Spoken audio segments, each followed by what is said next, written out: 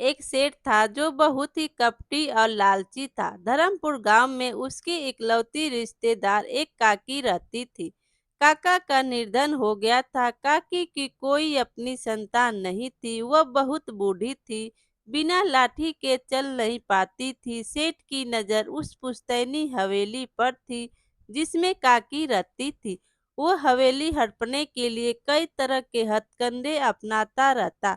सेठ की पत्नी कहती है, लीजिए चाय पीजिए, इतनी चिंता में क्यों लग रहे हो, क्या बात है? सेठ जी कहते हैं, अरे भाग्यवान, चिंता ना करूं तो क्या करूं, सारी हवेली पर हक जमा कर बैठी है काकी।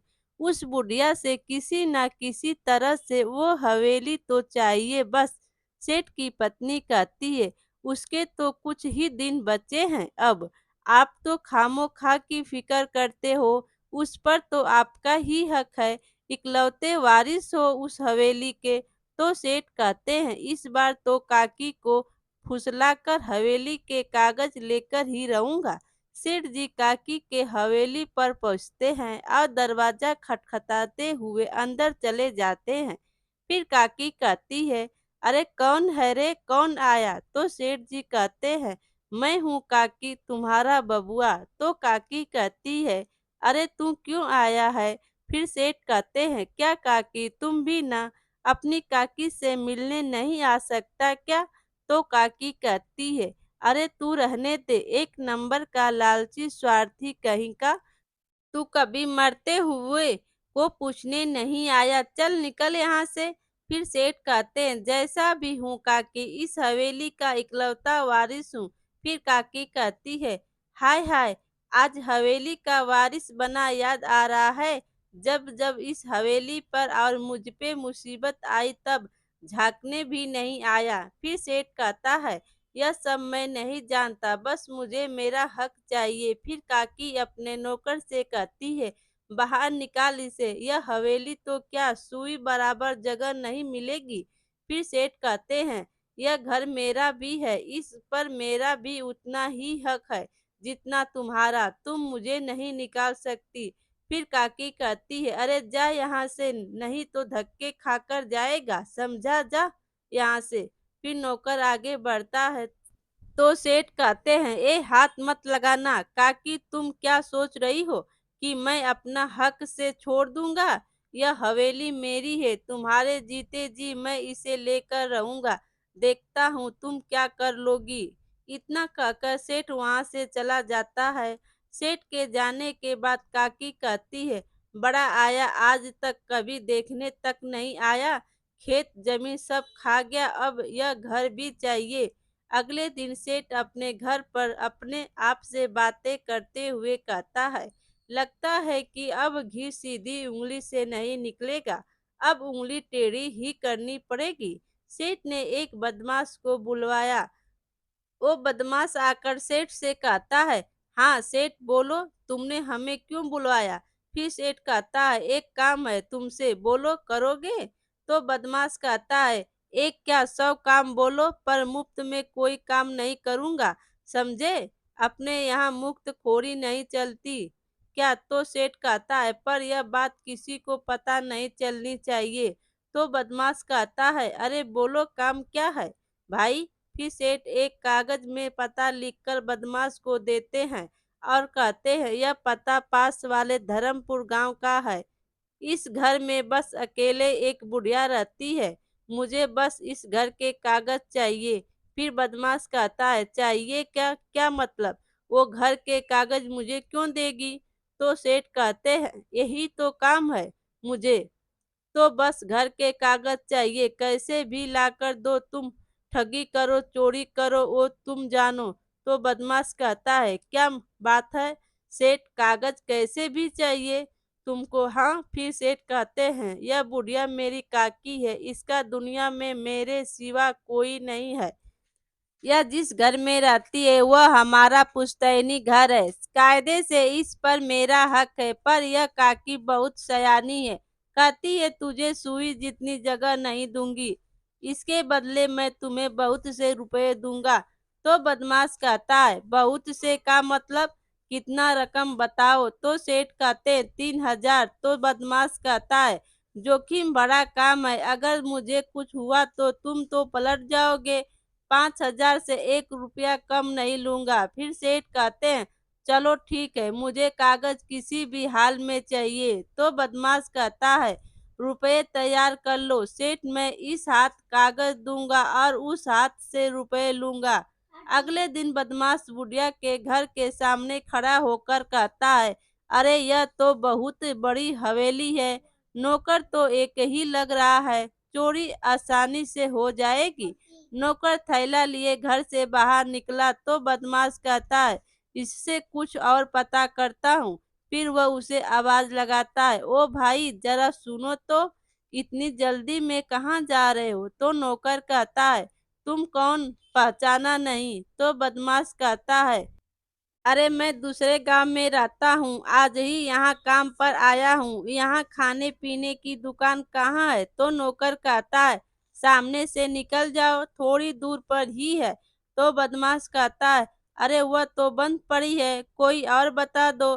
फिर नौकर कहता है देखो भैया अभी मैं थोड़ी जल्दी में हूँ, वरना आखिरी बस निकल जाएगी मेरी।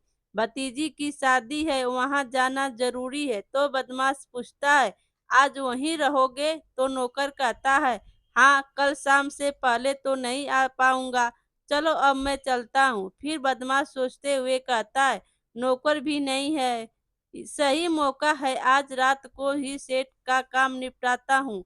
अंधेरे होने पर बदमाश खिड़की से घर में घुस गया। फिर वह कहता है बाप रे, बुढ़िया ने तो इतना अंधेरा कर रखा है कि अपना हाथ भी ना देख सके। चलते चलते वह रसोई में पहुंचा और कहता है लगता है नौकर बेचारा कल तक का खाना बनाकर गया, यह सब मैं खा जाऊंगा। उसने जी भर के खाना खाया, फिर कहता है अब रास्ता एकदम साफ है। वह मरियल बुढ़िया बिना लाठी के चल भी नहीं सकती, मेरा क्या बिगाड़ेगी? अब आराम से कागज ढूंढता हूँ। वह एक कमरे में गया, वहाँ एक तिजोरी थी। उसने पिन से तिजोरी खोलने की कोशिश की, अरे पूरी पिन टेढ़ी हो गई, पर ताला टस से मस नहीं हो रहा। यह अपनी चाबी के बिना नहीं खुलेगा। चाबी चाबी कहाँ है? चाबी उसने यहाँ वहाँ देखा तो हाथ से एक मूर्ति टकराकर नीचे गिरी। फिर काकी जग जाती है और नौकर को आवाज लगाते हुए कहती है अरे झमरू, यह आधी रात को क्या लगा रखा है, सोने भी नहीं देता। फिर बदमाश कहता है लगता है बुढ़िया की याददाश्त कमजोर है, भूल गई कि आज तो नौकर घर पर है ही नहीं, क्या करे बेचारी, बुढ़ापा जो है।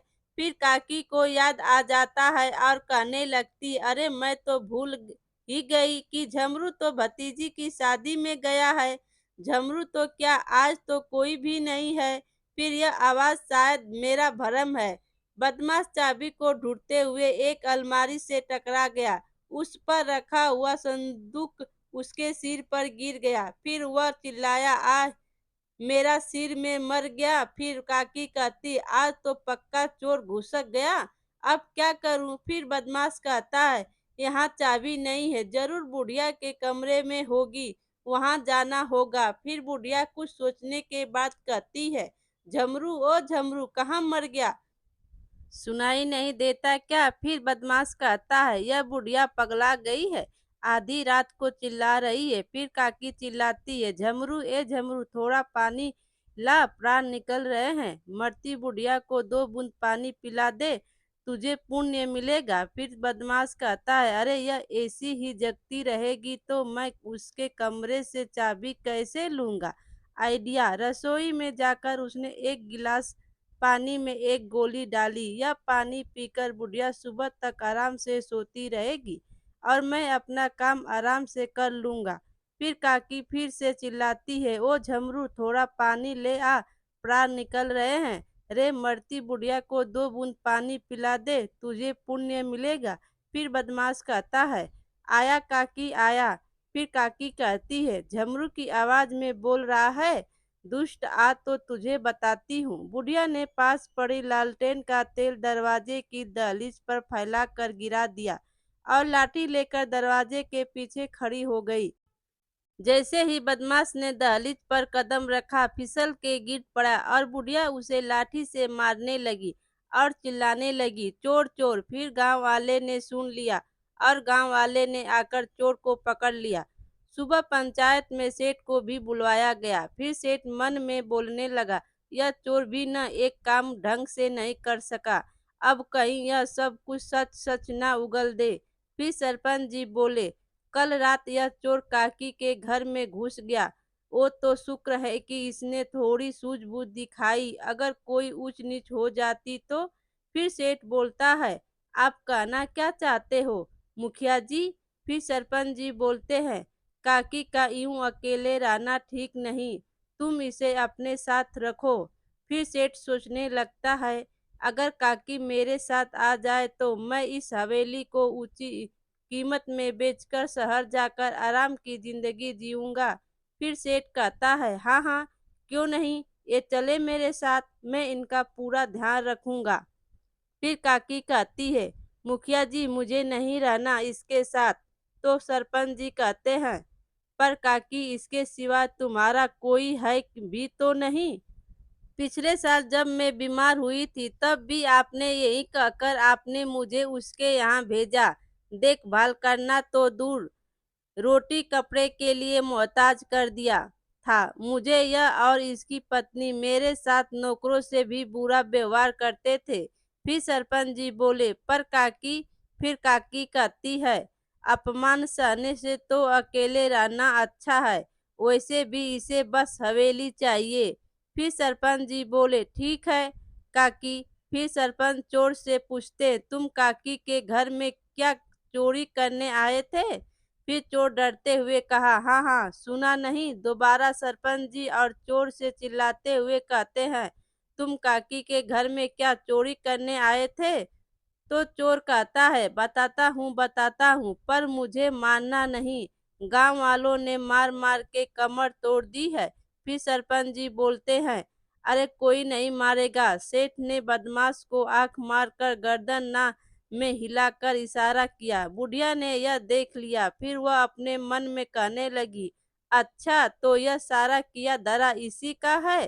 फिर बदमाश कहता है, मैं इतने बड़े घर में बड़ा माल मिलेगा यह सोचकर घुसा था, पर फिर सरपंच जी कहते हैं, तुम्हें इसकी सजा मिलेगी। तो काकी कहती है, सरपंच जी सजा वजा रहने दो, मुझे तो यह बेचारा शरीफ लग रहा है, मजबूरी में चोरी करता होगा।